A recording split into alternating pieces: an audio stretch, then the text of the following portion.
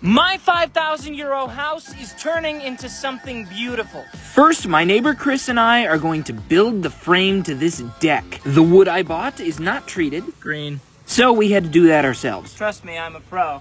After that, Chris ran a string along the concrete piers we created to see how in line everything was. Bruh, that's not even close.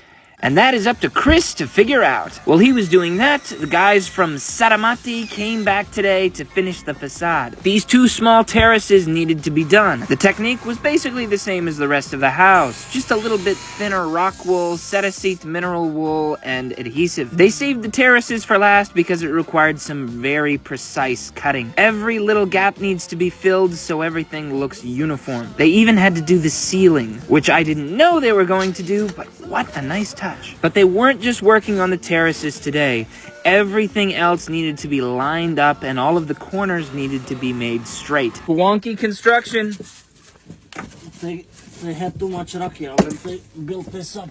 Every single day we're working on this project, I'm just amazed. Whoa, the net's coming out! It can be hard for me to imagine this house actually being finished, but every day there's meaningful progress to getting that done. Let's check back in with Chris. Yep, it looks like he's been able to get most of those main beams in place. That's solid!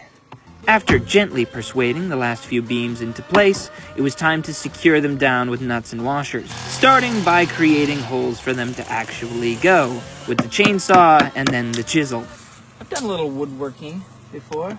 This was a simple task that ended up taking most of my afternoon, but it will be totally worth it in the end, as now we're going to put in the cross beams, simply using friction and really long screws.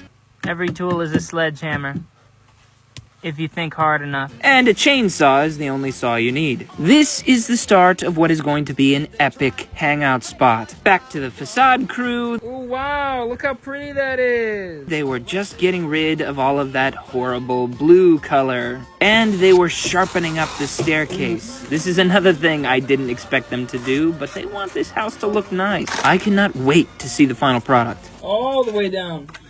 At the end of the day, the house was looking sharp. Every corner, every windowsill, every door frame was looking all squared up. Just a few more layers to go. Follow this page to see what happens next.